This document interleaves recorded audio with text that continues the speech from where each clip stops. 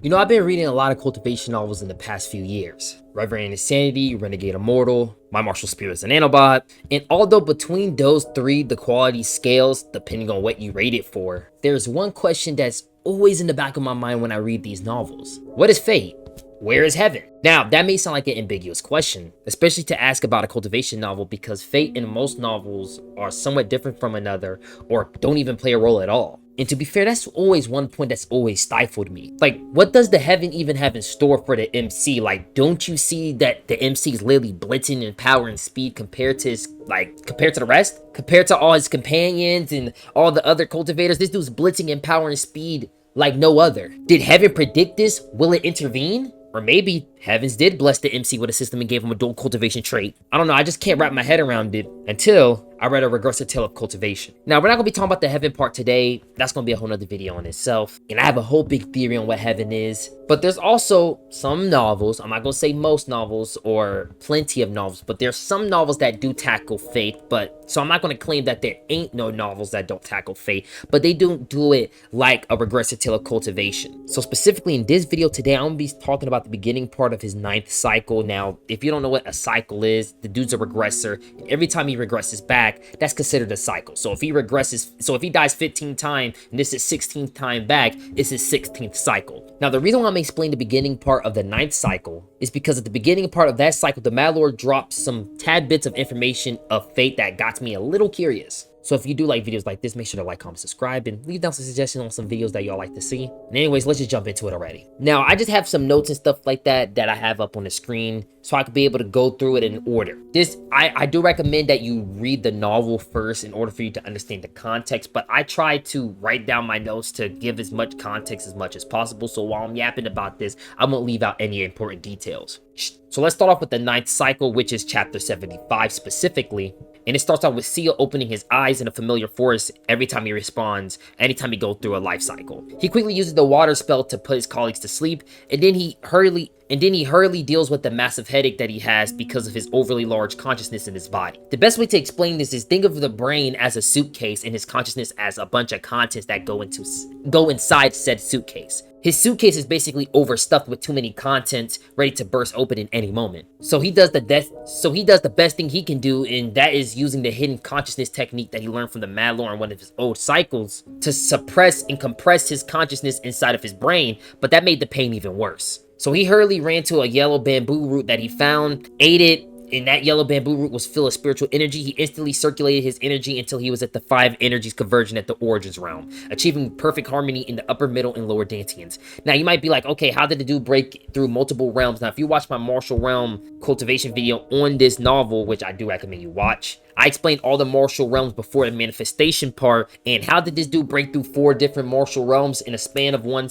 to 2 cycles of his chi, just circulating his chi 2 to 3 times? Listen, the dude keeps his soul and consciousness every time he regresses. Everything else gets deleted. So since his martial arts is tied to consciousness, him hitting the 5 energies converging to origin from his past experiences, and the fact that his progress is also carried over in that aspect, there isn't really any reason to be surprised by it. But now the problem is, how's he going to stop himself from exploding in every single other cycle after that? I don't know. That's a whole nother problem that we could talk about later on. Anyways, we're trying to talk about fate in this video, so let's stick to fate, but I have to lay down the foundations first. So he hits the ultimate pinnacle realm right afterwards off some enlightenment, yada yada yada. He then gets into it with a fox who is the king of the forest, which is where he transmigrated in. They chase him for like a couple days, and after getting chased for some days, the fox get cock-blocked and destroyed by some heavenly being who intervened by throwing some lightning down on him. He gets disintegrated right in front of COIs, and then 2 other heavenly beings come up behind this heavenly being who end up shocking this fox. And those 3 heavenly beings were Jin Byuk-ho, sorry if I'm pronouncing the wrong name, by the way, White Bone Ghost Devil, and Sir Chang-ho, or Xiang-ho, I don't know. Now, like I said, I think Sir Chang-ho, the dude who's part of the Heavenly Thunder sect, shocked down this fox, and they're now arguing over the dead remains of this fox, as if they're buddies or something. And this is funny because in the past cycles, they was at each other's necks as if they hated each other, but I think that might actually be different. I actually think they're probably like friends that grew up with each other. They might be enders themselves. I don't know, bro. I haven't read that deep into the novel. Anyways, while Jin Byuk-ho and White Bone Devil were arguing, Chang-ho then stretches his hands Chang-Hyo then uses spiritual energy to make a hand mid-air and then uses that said hand to grab the MC and start questioning the MC. Because you see, the MC possesses a demon core and wasn't a hybrid human, which is basically a half human slash beast, but he had a demon core with no demonic bloodline inside of him.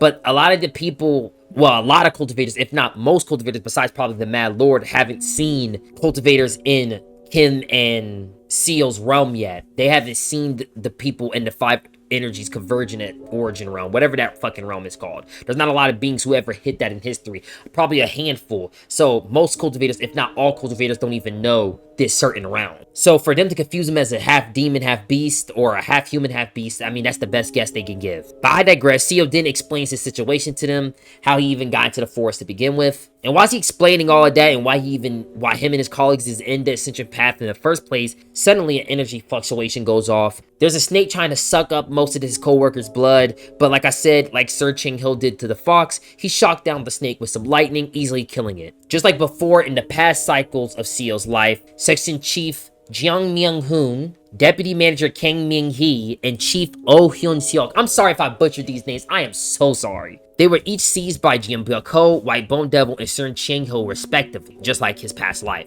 But because his other co-workers that went with Seal-hyo and the Mad Lord respectively in his past life, he don't want that to happen. Now, you don't know who Seal-hyo is, but don't worry, I'm gonna explain later on. They're really two bad people. So Seal-hyo is like considered like Two-Face. He come off as this good guy, this glorious cultivator. Every cultivator revere and glorify him, but this nigga is literally the reason why most shit is bad in the first place, and this dude was probably one of the most evil people to ever walk the planet. And then the Mad Lord as well, one of the craziest niggas to ever exist. The MC don't want his co-workers to go to those two people respectively, so he gets on his knees and explain the situation to him, like, yo, you should take my co-workers, please take my other co-workers. I know those 3 suit y'all sex the best, but please take these other 2. Find some way to implement them. I don't want them to go to those other 2 people. They're crazy. And the 3 heavenly beings praise him for being respectful, but they're like, bro, your co-workers don't have no spiritual qualities, first of all. And second of all, how can we believe what you're saying is true? You saying that they have this, they have that. What? You gotta prove to us. What are these constitutions these people have? How we don't know you ain't capping? Now, I find it weird that he explained their qualities, which is, I'm pretty sure the qualities on why they're broken to begin with is why they're even called enders in the first place, or is one of the requirements to be an ender, or is one of the set requirements to fulfill in being an ender. I feel like I said that twice. Anyways, I digress.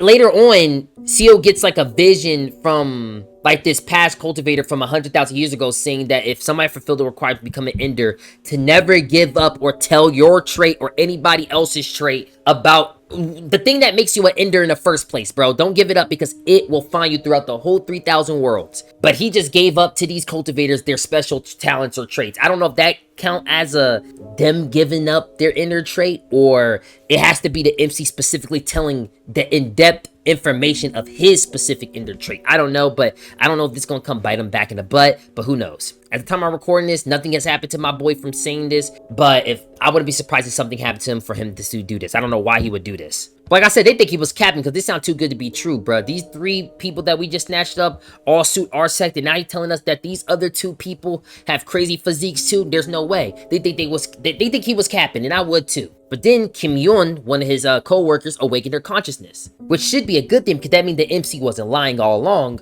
But sadly, the Mad Lord happens to be nearby. Now, instantly, the 3 heavenly beings are instantly spooked and pulls out all sorts of treasures, because this guy's a dangerous guy. This dude could probably wage war on the whole continent, and there's nothing nobody can ever do nothing about it. And the Mad Lord proposes one thing. He said, yo, listen, I saw the mortal open her consciousness. Well, I felt the mortal open her consciousness. I just want her because I think she'll actually suit her. And I don't know what her is, but if you read the novel, there's this like, I'm guessing it's like this grand puppet that he built that is based off of probably some dead lover that he likes. I don't know, bro. But basically, he carries around this coffin, and it has her in it, and everybody is scared of her, and he'll do anything for her, whatever her is. Now, he pulls out this coffin. He's like, hey, yo, if you ain't gonna give me this girl, I'm gonna fight 3 of y'all. I don't care what type of treasure you have. He's finna pull out the coffin.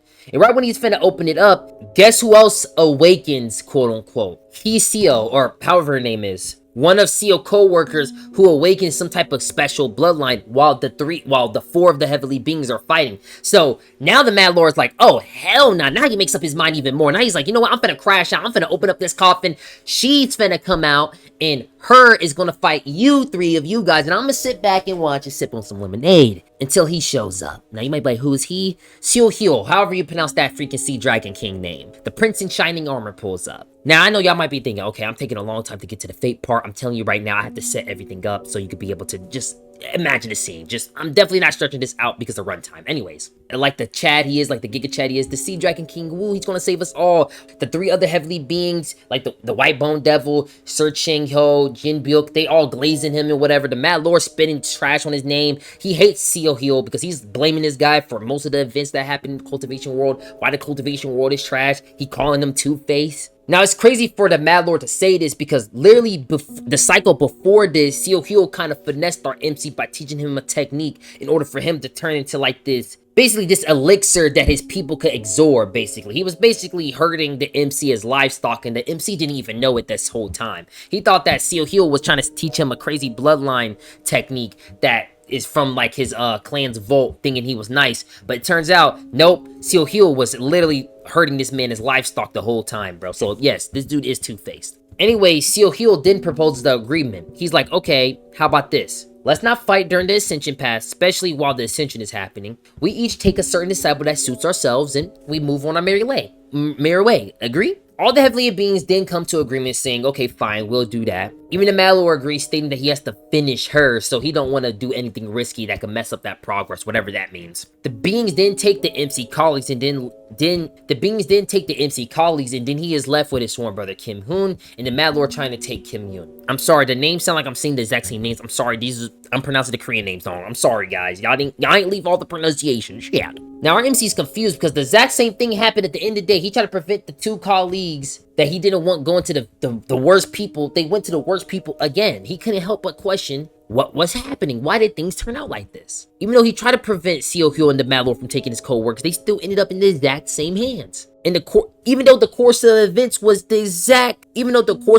entirely different than any other cycle he went through. So unable to hide his insecurity, he asked the Mad Lord, what is fate? The Mad Lord then strokes his beard and says, I quote, now I put some of the excerpts in, well, if I mean some, I meant most of the excerpts in the novel onto my notes. So I'm basically going to be reading off of the novel. So I recommend you do read the novel. This is why I said, like, if you don't read the novel, I'm still going to have context for you. Anyways, I digress. Let me explain what the Mad Lord said. The Mad Lord then strokes his beard and speaks. Fate does not exist. I'm not sure if you learned any special techniques, but when you perform Chi Refining 7 Stars ritual, everyone realizes that there is such thing called fate. He then points to the sky. What is fated to happen will happen. That is fate. Hearing that, Seal then asks if humans can change their fate. And at this, the Mad Lord smirks and then says, you don't seem to understand the structure of fate. No, that's not the case. Every living being can change their fate. Have you ever wondered why cultivators learn the principles of the 72 earthly Sha, 36 heavenly gang, 7 stars, and spiritual energy star during Chi building? Why do they learn the principle of the stars in the sky? Then the Mad Lord finger then stabs towards the end of the void and spoke. Have you ever questioned why cultivators are against the heaven?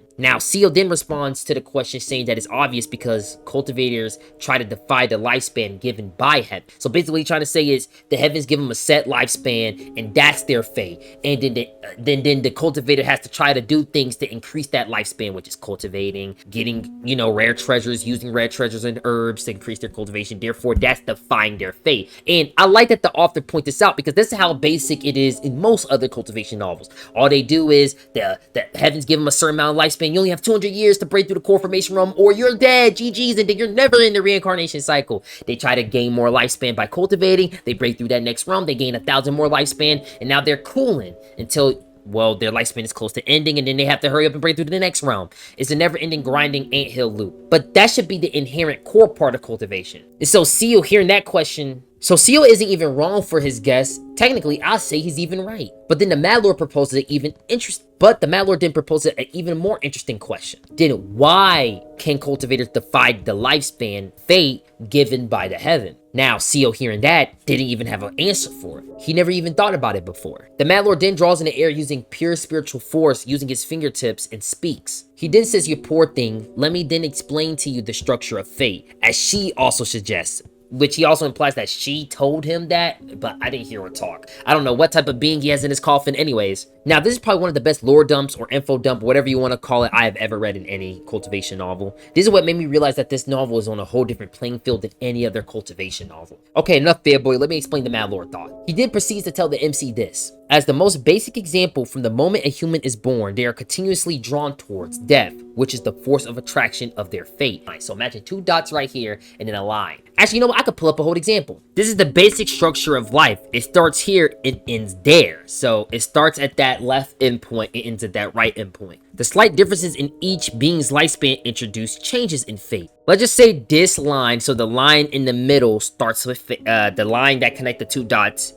represent life. The endings of other lives represented by the different lines on top and the bottom influence it. Since fate has a force of attraction, it pulls slightly towards where other fate ends. Thus, fate is not smooth, straight line from life to death, but becomes chaotic, influenced by the fate of other beings. So basically what the Mad Lord trying to say is, you see that endpoint right there? Your fate can literally go like this or this, like quite literally it could be like this. It's unpredictable. Because of this line, just because of these lines, it could go like this, it could go like that, it could curve up here, it could go up there. It's truly chaotic. We call this play of fate or connections. These connections in fate determine our lives, and what is meant to happen will inevitably happen. So it is true that the saying what is meant to happen will always happen is real, in this world at least. So let's assume there's a close friend. That friend has a different lifespan and fate than me, meeting that fate of death earlier than me. That fate is closely attached to me and also has a force of attraction, so I inevitably get involved in the friend's death.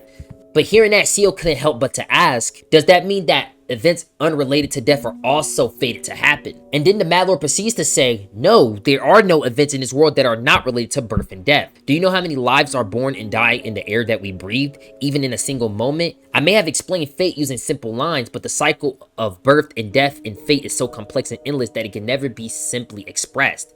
As all beings in the cycle of birth and death carry life, it can be said that every event ultimately has a force of attraction. The Mad Lord then erases the lines in the air and randomly dots points and speaks.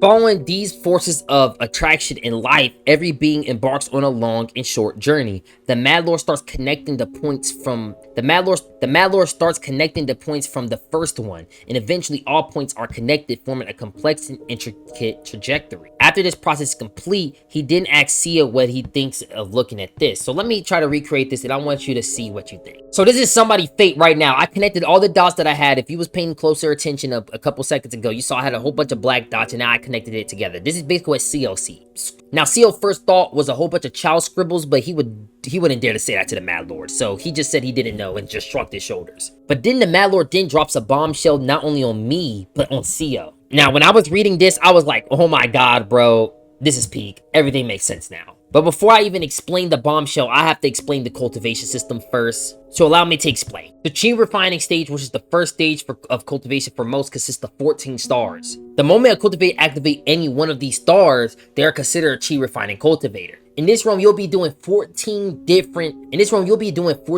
things in order to unlock 14 different stars or meridians in your body. For example, the first star, the cultivator must understand all 72 incantations of the earthly fiend true words and activate the corresponding 72 meridian. Or the 7th star, which requires the cultivator to perform a ritual to 7 stars amongst the 28 stars and 4 constellations, declaring their intention to walk the path of cultivation, therefore receiving more spiritual energy from heaven and earth. And then finally, the 10th star, which requires the cultivator to use the principles of the 4 images to fully connect the completed and specialized 8 trigram spiritual meridians in order to create the 2 channels of yin and yang, complementing and completing the rotation and connecting all the progress of the past stars before this one. Now you may be wondering why this is important for Fate. Why would the second realm in cultivation, a puny realm in the grand scheme of things, be so important? Going back to the Mad Lord lecture, he then says, points creating attraction and lines drawn towards them. Doesn't it resemble constellations in the night sky? And it was then that it not only clicked for Sia, but also for me. The Mad Lord then continues to dot points with spiritual force beyond the connected line. Okay, I was too lazy to hit every single corner, but you see those little dots in between the lines, or like the little corner of the line? That's basically what the Mad Lord did. And it indeed resembled the stars of the night sky. Doesn't this look like a constellation? This is somebody's fate right now. While stroking his chin, the Mad Lord then said, I've never reached the stars in the star realm, but the ancient texts from cultivators who roam the star realm says that the stars in the night sky also exert a force of attraction. Stars are much like fate, aren't they? Or rather, if those texts are true, it's more like fate resembles constellation. Fate is like constellations. Life is thus a journey of swimming through a sea of stars, finding forces of attraction close to one fate in events close to one's life. Being pulled by the attraction of fate, these events inevitably happen. If we view fate as constellations and life as swimming through a sea of stars, the principle of cultivators observing celestial energy and reading their fate is roughly that, detecting the nearest force of attraction of fate. Additionally, the way of cultivators to escape the force of fate attraction is simple. Ordinary life goes from here to there. The Mad Lord suddenly connects points in the air. The constellation drawn by connecting the points end at a certain spot. The distance to the next point is quite far. It looks like the line cannot be extended further. Okay, I added a little line with a dot at the end. You see that little line all the way to the far right? That's the end of somebody's face. So let's just say somebody starts right here, and because of so much shit that's happened around them, they end up right here. That's the end. So these two are set in stone. This point right here, the beginning and end is set in stone. So let's just say this is 500 years. You're going to die in 500 years. Somehow you're immortal who can live 500 years. Let's just say that. You probably have some special constitution never seen before. You're going to live 500 years. But that's your fate. We don't know what could happen in between all of that. You could crash into so many different stars and so much shit happen. But you just know that 500 years, you're dead. Unless you do something absolutely insane that could override that fate, you're dead in them 500 years, and that's basically what cultivating is. The stages of cultivation, such as the 72 Earthly Shah, 36 Heavenly Gang, 7 Stars Ritual, or the Chi Building Spiritual Star, or the Chi Building Spiritual Energy Star, Core Formation Star Domain, are not there for nothing. They create something similar to a star within the body, artificially creating a flow of fate, thus extending their fate. This is how cultivators extend their lifespan and why they are called beings against the heaven. But then the Mad Lord beckoned. If fate is meant to happen but one wants to escape it, how? How to escape this trajectory of fate? It's simple. The Mad Lord then redraws the constellation. The closest thing in this fate is the next fate, but if the Master of Life desires a different fate, he then draws a line from one star to another, illustrating the line moving towards a different constellation than intended to. So let's just say this is one constellation itself, right? Let's just say you want to take this route. You want to start, maybe not right there. So let's just say you're right here. If you wanted to go, like, let's just say he wanted to cut, instead of going from right here, he wanted to, let's just say, make a path right here, right? If he wanted to make a path right here, how would he be able to do that? It's difficult to move to a different fate because the force of attraction of the next fate pulls into existence. So what should be done? The method is simple: to escape the force of attraction. And it's really one word, and it's like this in almost every single cultivation of power. If there's power to escape the force of attraction, one can escape the fate. The Mad Lord then clenched his fist and all the constellations disappeared.